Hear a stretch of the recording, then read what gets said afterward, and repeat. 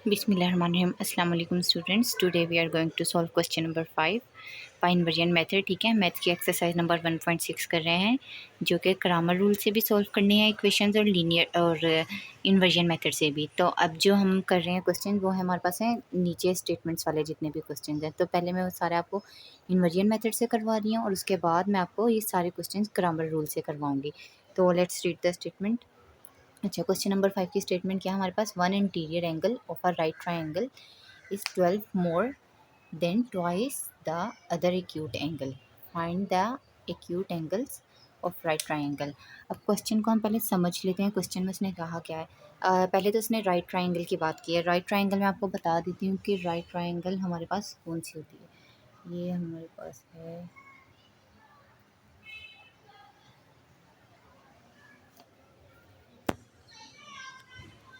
ये हमारे पास है राइट ट्राइंगल। ठीक है, ये जिस ट्राइंगल का एक एंगल जो होता है हमारा 90 डिग्री का होता है, इस तरह से फॉर्म हो, वो हमारे पास होती है राइट ट्राइंगल। ये हमारे पास इसके बाकी एंगल्स हो गए। ठीक है, ये इसे एक्स कह देते हैं, हम इसे वाई कह देते हैं।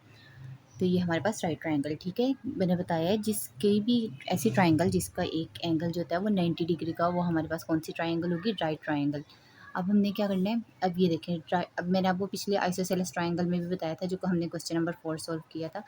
उसके आइसोसेलेस के किसी भी ट्राइंगल के इंटीरियर एंगल जो होते हैं, यानी कि ये और ये, इसका सम हमारे पास होता है 180 डिग्री के इक्वल, यानी कि इंटीरियर एंगल समझे एक्स वाई जी, इसका सम होगा हमारे पास 180 डिग्री के इक्वल किसी भी ट्राइंगल के।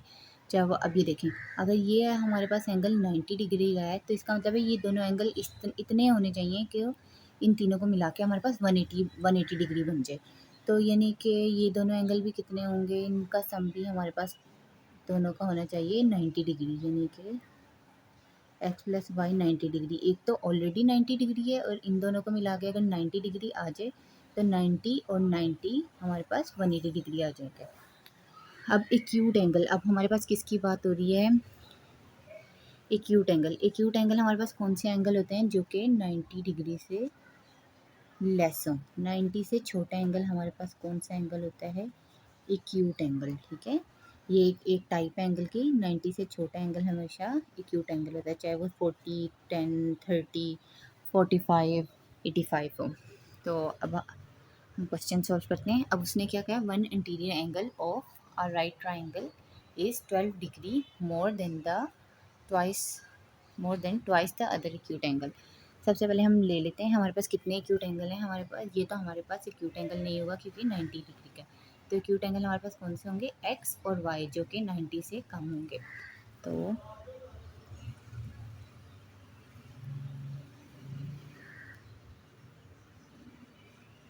Late one acute angle equals x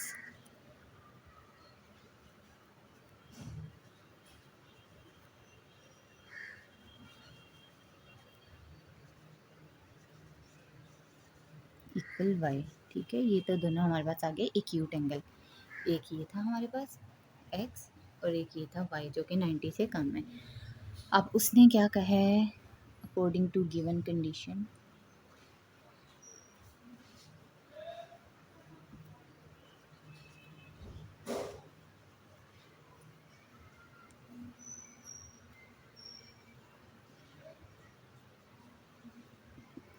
उसने कहा कि one interior angle of a right triangle is 12 degree more than twice the other acute angle. कोई भी एक्यूट एंगल ले लेते हैं एक्स। उसने क्या है, ये दूसरे एक्यूट एंगल के ट्वाइस से, यानी कि दूसरा एक्यूट एंगल हमारे पास क्या है? वाई, इसके ट्वाइस से यानी कि इसके दो गुना से कितना ज़्यादा है? इज 12 डिग्री मोर, यानी कि अब उसने, ठीक है, एक acute angle one interior of right triangle is 12 degree more, 12 degree more हमारे पास है than twice the other acute angle. ये हमारे पास दूसरा एक्यूट एंगल है, इसका ट्वाइस उसने कहा था, इसलिए हमने इसके साथ क्या लिख दिया? 2, और इससे कितना ज़्यादा था? 12 डिग्री। ठीक है, तो अब इसे हम ज़रा सिंप्लीफाई कर लेते हैं। वाई को इधर ले आते हैं, 12 इधर ही, तो ये हमारे पास बन गई है इक्वेशन 1। अब मैंने आपको बताया था कि हमारे पास जो ट्राइंगल के इंटीरियर एंगल का सम होता है वो हमारे पास किसके इक्वल होता है, 180 डिग्री के इक्वल। तो ठीक है, मैंने आपको बताया था कि हमारे पास जो ट्राइंगल के इंटीरियर एंगल का सम है वो हमारे पास होता है 180 डिग्री के इक्वल। तो ये देखें, एक एंगल था हमारे पास क्या था, 90 डिग्री। अब हमें क्या करना है, अगले दो एंगल की बात करेंगे, अगले जो एक्यूट एंगल्स हैं, यानी कि एक्स और वाई। तो अगर एक्स और वाई भी 90 होगा तो इस 90 और इस 90 को मिला के क्या बनेगा, 180। तो मैं एक्स और वाई का सम लिख लेती हूँ, एक्स प्लस वाई इक्वल 90। ठीक है, ये हमारे पास दूसरी कंडीशन हो गई। अब हम सॉल्व कर लेते हैं, मैट्रिसेस बना लेते हैं सबसे पहले। ठीक है, इक्वेशन 1 का कोफिशिएंट 1 और -2, इक्वेशन 2 के कोफिशिएंट 1 और 1। इसके बाद x और y, इसके बाद 12 और 90। ये चीज़ हमारे पास a है, ये है x और ये है b। तो ये आ जाएगा x is equal to a inverse b। अब a इनवर्स का हमें पता है फार्मूला,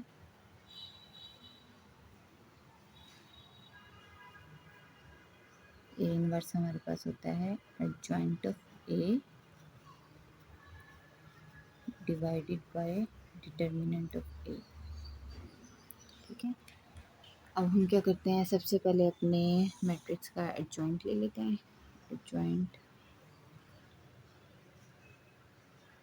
एडजॉइंट ऑफ ए हमारे पास ये वाला मैट्रिक्स है। ठीक है, इन दोनों की जगह चेंज कर दी और इन दोनों के साइन चेंज कर दी, 1 और 1 की जगह चेंज, बाकी दोनों के साइन चेंज। ये हमारे पास आ गया है एडजॉइंट ऑफ मैट्रिक्स। अब हमें निकालना है डिटर्मिनेंट ऑफ मैट्रिक्स।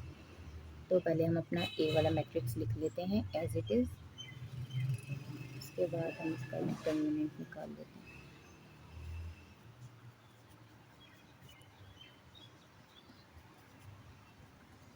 ये हमारे पास आ गया डिटर्मिनेंट। अब हमने निकालेंगे एक्स।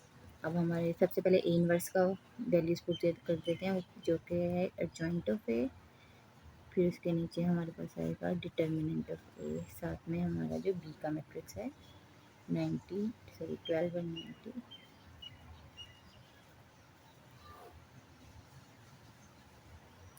फर्स्ट रो को कॉलम से, 1 को 12 से, फिर उसके बाद 2 को 90 से, इसी तरह -1 को 12 से, 1 को 90 से।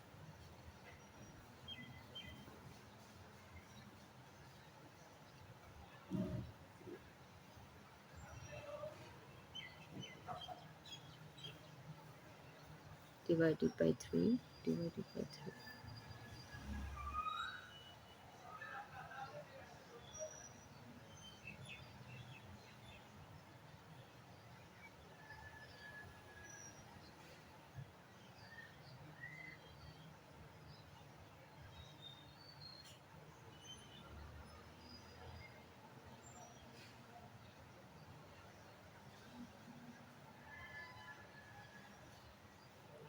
इसको 3 पे डिवाइड करवा देते हैं।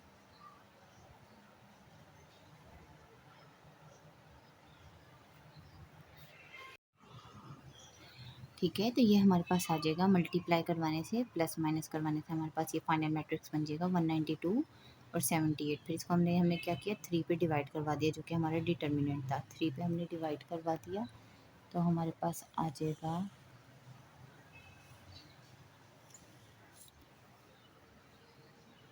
192 को 3 पे डिवाइड करवाएंगे तो ये आएगा 64, और 78 को 3 पे डिवाइड करवाएंगे तो ये आ जाएगा 26। अब ये देखें, ये हमारे पास आ गया है x is equal to 64 acute angles और y is equal to 26 degree.